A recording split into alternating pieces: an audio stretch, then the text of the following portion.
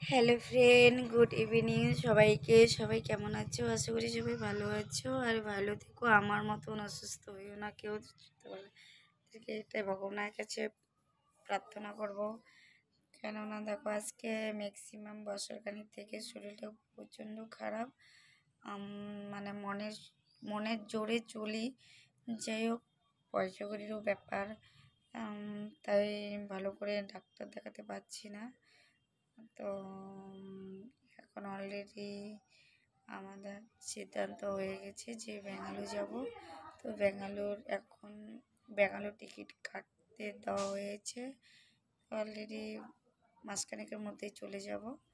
তো যাই হোক, তোমরা সবাই একটু প্রার্থনা করো যেন তাড়াতাড়ি ভালোই হয়ে, যেন বড় কিছু ধরা না পড়ে। সেটাই আমার প্রবলেম, ভয়, প্রচণ্ড ভয়।